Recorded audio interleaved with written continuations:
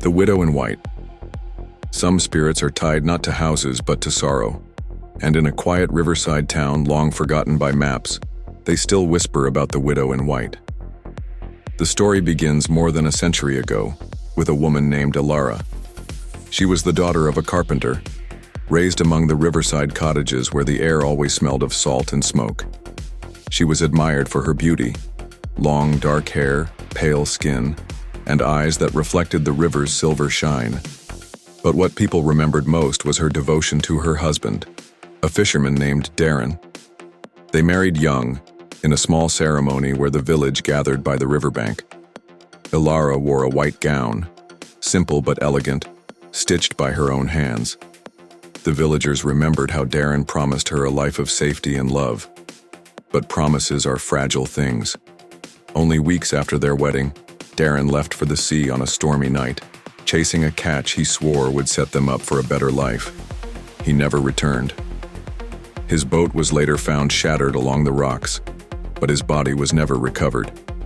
Ilara refused to accept he was gone. Every evening, no matter how cold, she stood by the river in that same white gown, waiting. She called into the waves as if her voice could bring him back. The villagers pitied her at first. Then, as the weeks turned into months, they began to whisper that her grief was unnatural, that she had become something, unsettled. And then, one stormy night, she vanished. Some said she drowned herself, letting the river take her so she could be with him. Others claimed they saw her walking into the mist, her gown trailing behind her before she faded like smoke. By morning, the only thing left was her gown floating downstream. From that day on, the river changed. Fishermen refused to cast their nets after dusk. Children were warned not to wander near the water, and when the fog crept low and heavy, villagers barred their doors whispering prayers, because that was when she returned. They called her the widow in white. At first, sightings were fleeting. A pale woman seen at the edge of the mist, a soft cry carried by the current. But soon, the tales grew darker. One fisherman told of how he anchored his boat late, when a voice called to him from the riverbank. It was soft, trembling, desperate. "Have you seen my husband?" He saw a figure in white standing by the reeds. Thinking she was lost, he rowed closer. But as his lantern light touched her face, he saw her eyes, empty, hollow sockets filled with black water. He dropped his oar and fled, never fishing again. Another man, a traveler passing through the village, scoffed at the story. He claimed ghosts were for children. That night, drunk and foolish, he went to the river to prove them wrong. Villagers heard him shouting, taunting the ghost, daring her to appear. They never found his body, only his boots, sitting neatly on the shore. But the most chilling account came from a boy who lived to tell it. He was only 12 when he wandered too close to the water. It was dusk and the air was thick with fog. He heard weeping, soft at first, then clearer, as though a woman stood beside him.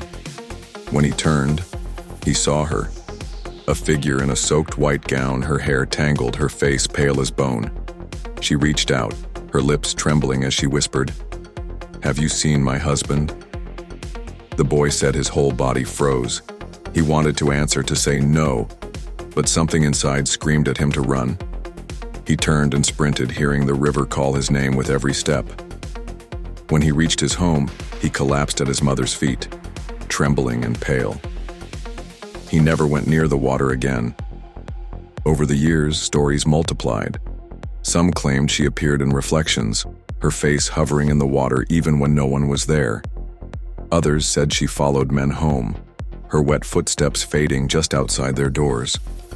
A few swore they saw her walking across the river's surface, her gown dragging beneath the current as if something unseen still held her.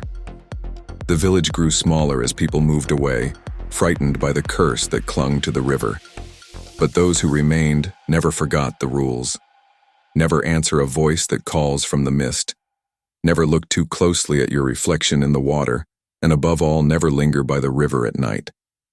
Even now, they say, when the fog rolls in thick and the moonlight is pale, You can see her waiting at the water's edge. Her gown clings to her body, dripping endlessly. Her eyes search the darkness, desperate, hungry. And if you hear her voice soft and pleading, asking about her husband, you must not answer, because those who do are never seen again. And the river always keeps its secrets. Like, share, comment, and subscribe for more. Thanks.